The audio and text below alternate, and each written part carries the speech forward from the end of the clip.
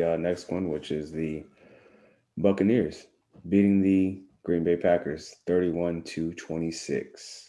Spence, your thoughts? Why you didn't run it? Why you just didn't run?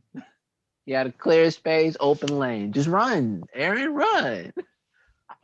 Yeah, just run. Well, let me start by saying this. Hey, Tampa Bay, you're going to the Super Bowl, Oh, huh? thank you. Yeah. Yeah, you're going to the Super Bowl. First time a Super Bowl host is now a team that's in the same city. That's awesome. For that game, man, that second quarter was kind of scary because I'm trying to figure out, Tom, what were we doing? And then when fourth quarter happens, like, Aaron, what are you doing? It's like I don't even know if Aaron didn't even want to fight for the game or if Brady's like, I want to try something new. Like, I don't know what was going on, but hey, a win's a win. And we're going to the Super Bowl, Vic. You're going to the Super Bowl. Oh yeah, just another thing. Okay, Scotty Miller, I get it. Cool. Great game, amazing game. Let's chill out for the I'm faster than Tyreek thing. Let's chill. That's I mean, anybody who get on, people be having them Twitter fingers, man. I don't know. Everybody, watch everybody think if, they can race him. listen. I If remember you're not a Thielen said that last year, and it's just like, you definitely need to shut up. listen, Adam Thielen, listen, no. listen. If you don't watch Dragon Ball Z, please do and watch Vegeta's character arc.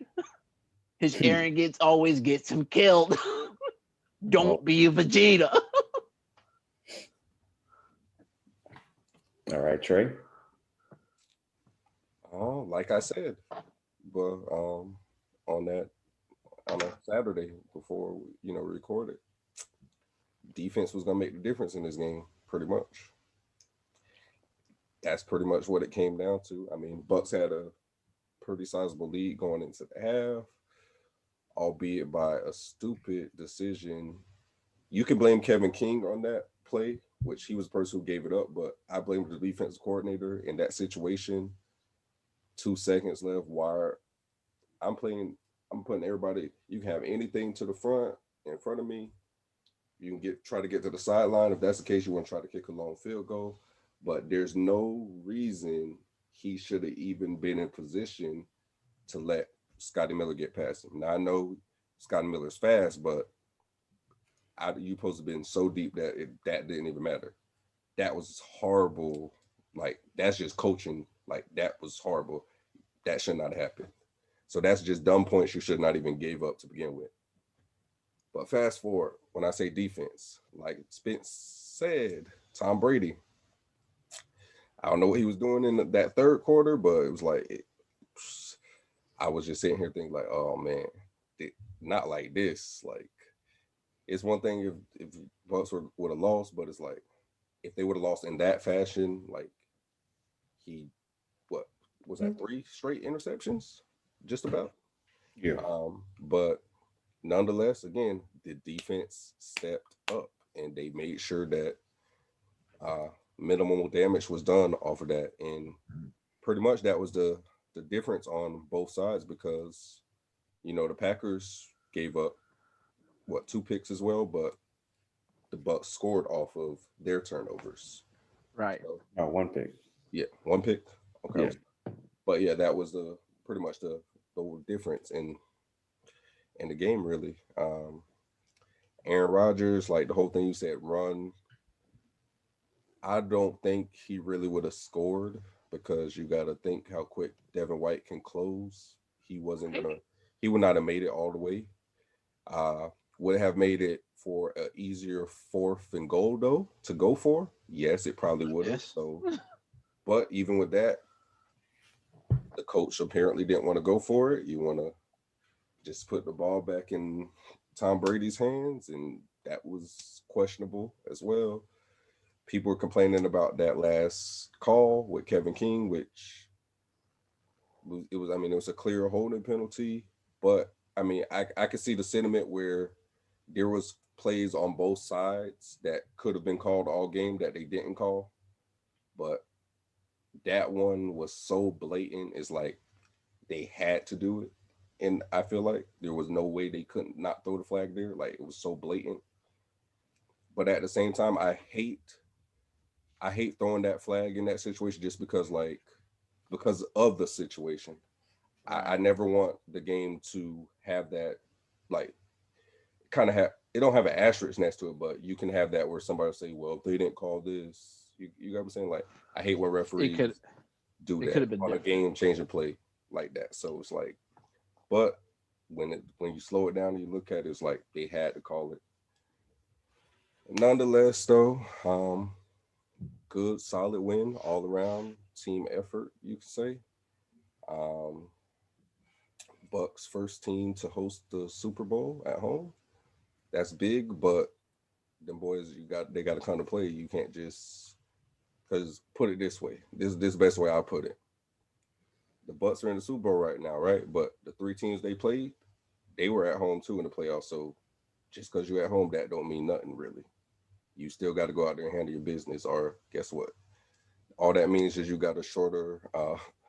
You don't got to get on a plane to go home after that L potentially. So you Listen, still got to focus. You still got to come to play. All right. So, in terms of the Bucks defeating the Green Bay Packers, 31-26, I was really happy about it. I know first half, right before the half, with I believe it was 6 seconds on the clock, if I remember correctly. I was in the house full of Buccaneers fans, and I was like, okay, they're gonna have to throw this, short or to the to the sideline and get like at least 5 more yards to get in field goal range. And you know they hiked the ball, and all of a sudden we look and we see it's just one on one, Scotty Miller, and we see a DB, and it looked like number 20. And as soon as you seen it, you seen 20. They said King gets burnt for the touchdown. Everybody went crazy. Um, I was blown by that. To me, that reminded me of Greg Williams, that was the defensive coordinator for the New York Jets. Which to me, I'm surprised. I mean, I wouldn't be surprised. I mean, if somebody fires a coordinator because of that decision, you would think, hey, it'd be a similar decision for, especially in that case, because that was a meaningless game for the Jets, and he got fired. So I would think, hey, there's got to be some serious consequences for the defense coordinator. I don't know his name, but for him during that, magnitude of game, like how big of a game that was to make that call. I mean, there's questionable calls all throughout the game, and just like Trey was talking about, with basically the refs were letting the players play. I mean, there was only 6 penalties in total. The Packers had 4, Bucks had 2. Um, but that last one, obviously that was blatant. Like it was clear as day. Everybody could see that. I mean, I mean, for anybody just watching football, like there's holding on practically every play. It's just whether the refs catch it or not. They're pros for a reason. They they practice on trying to get away with just enough to where you know the it's refs don't holding, but it's see not it. really holding. Yeah, exactly. But at the end of the day, I was impressed with playoff Lenny with that touchdown run that he had. Hit the circle button, and then Kevin King was yet again a victim. But in terms of the Aaron Rodgers potential run on that third down, I see what everybody's saying. But again, to me, Rodgers, I think you should try it. See what you can get out of it. You never know. You make one man miss, it happens. I've seen Drew Brees do it. I've seen Tom Brady shake Brian Urlacher. I mean, these are quarterbacks that aren't really known to run, but they, Right. They're not really but scramblers. Yeah. So I mean, to me, I was thinking because and also I've seen Devin White miss plenty of tackles, 1-on-ones, and he usually does arm tackles. So, but he's been hot during the postseason. So And man, game on the line, but you yeah. better attempt it. I mean, shoot, we always see the highlights of John Elway when he scrambled and he basically does a Got helicopter in the air. flipped. He sacrificed his body for the team. Hey, listen, you. Like, Hey, but I'm not complaining. I'm just saying, of like, course not. I think as a quarterback, if there wasn't any options, I would take it. I mean, Aaron Rodgers, he is mobile. He can run the ball. He's not the fastest thing in the world, but Devin White, of course, he would close into it. But you make one man miss, you never know.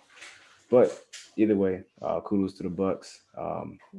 It felt like that second half when Tom Brady was throwing those interceptions. It felt like where you're beating your opponent in Madden pretty bad, and then you just start doing things that's uncharacteristic. Of course, those it's not a Madden scenario so much to say. It's just that's what it kind of felt like. But at the same time, Tom Brady was. I felt like he could have thrown the ball out of bounds. Not to put his team in jeopardy too Grave much. danger. Yeah, to where you're giving your opponent um, a possession with great field position. So Mhm. hopefully he can clean that up. 2 weeks, got time to, you know, game plan and all that stuff. But all in all, um, Chris Godwin stepped his game up, especially from the previous two games against Washington and the New Orleans Saints. And I was shocked with how Aaron Jones basically, I don't know, I felt like he was on a milk carton. Like that boy got just destroyed by Jordan Whitehead twice to where he made him fumble back to back times. And yeah, I mean, Hurt all himself in in the process. Being yeah, real. yeah, he did hurt himself in the process. Yeah, but it was all worth it because it helped the it may have been. I mean, there's definitely plenty of moments where you could have said, "Hey, that's the game changing play." Whether you could say, "Hey, it was because of Jordan Whitehead's forced fumble," or Scotty Miller's touchdown. I mean, or the sacks that the Buccaneers were able to get, which I mean, again, great game by the Bucks. But again, I'm just enjoying this week, ready for The real just key plays to me were the missed 2-point conversion by the Mhm. Packers. I mean, that's in the bread basket. You got to catch that. Because if they take one there, the game is different. If they just would have took the one, because even if they didn't get the soup, but they end up with nothing. So, um, obviously the Scotty Miller, that was just Yeah, it was dumb. dumb to give up points at that. At the very least, you give up three, but I don't even know if they get three. I don't think they wanted. I don't think they really wanted to kick the field goal, which is why they just took the shot before half just to see what they can get. And Right. shit, You got that. Hail Mary thing. So because you take that seven off the board, if you still end up with those three late picks in the game, who knows what could have happened at that point. But That game could it have always changed. you could always play what if, whatever, what would happen. It didn't happen, and the end result, the Bucks won. So Hey, again, Bucks defense stepped up, like I said. real quick, one move that I thought was puzzling, but I don't know the rule behind it. Um, when the Bucks were at the 2 minute warning and it was 2nd and 1, and obviously the 2 minute warning had passed, they went to get ready to snap the ball. Packers intentionally go off sides. I would just like decline the penalty, but how does the NFL go about that? Like I don't know, like if there's like saying the team declines the penalty, is there a point where they penalize the opposing team for continuing doing that if the team continues declines the penalty? Because I'm like the Packers still got 3 timeouts, decline the penalty, and get the easy first down with the 2nd and 1, or not the easy first down, but potentially get the first down forcing them to call a timeout and forcing them also to have one less timeout post 2-minute warning. But yeah, I just I don't know the whole rule on that if there's like a penalty for it or whatnot. But I thought that would have been a good idea for the Bucks to decline the penalty instead of accepting it. But either way, the Bucks still came out top from that. I thought that was kind of interesting. Yeah, I mean, it was smart on the Packers' fault because at that point they're going to more than likely. I mean, could they have got stuff 3 times in a row, maybe Potentially, but the odds are that they are going to just pick up the first. So you might as well, like I said, just give it to them and make sure. Now at this point, okay, you got 3 chances to make a stop and get the ball back with a little bit of time left. So yeah. I mean, smart on their end. I get what you're saying about the Bucks. But, I don't know why they didn't, but I mean, I don't, like I said, I'm not entirely sure how the rules work, in regards to that. If that was even, something they would have even looked at. But, all right. Well, with that being said, look forward to watching some Pro Bowl games this weekend. But till then, we're gonna go on to the next topic, which is our top 5 receivers this season. Speaking of Pro Bowl. Yeah, Pro Bowl actually was canceled by Bob. Oh, Pro Bowl is canceled? Oh, well, news for me. I had no idea. Yeah, that's why they had that NFL versus last night to try to make up for it with AJ Brown and. Oh yeah. Real quick, before we move on, then I just wanted to share a quick story. Today was reported by Peter King, which it was an interview with Jason Light, the Buccaneers GM. He was talking about Tom Brady and Chris Godwin, and he was talking about decisions leading up to going into the offseason before the season started, well before the season started, and before they got in trade contract talks with Tom Brady and etc. Tom Brady and Jason Light were talking about it, and it was about the whole number change. Tom Brady was like, I like number 12, but he said that he respects Chris Godwin, and I'm kind of like not putting it exactly the way it was worded, but he was like, I respect number 12 over in Tampa Bay, referring to Chris Godwin. And he said that he can keep his number, and he wanted to have the number 7 instead because he's chasing after that 7th Super Bowl. So, but Chris Godwin was like, nope, I don't want this number. I'm giving it to him. He even said, hey, if you want it, I'll, if you want to pay for it, whatever to make you feel good about it or whatever the case is, go ahead. But Tom Brady was like, I'll take it, but you don't have to pay me or anything. Like, I don't have to pay you for your jersey, for the number 12 jersey.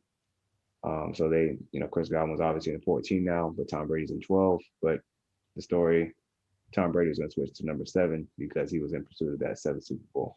So it was just a quick story. But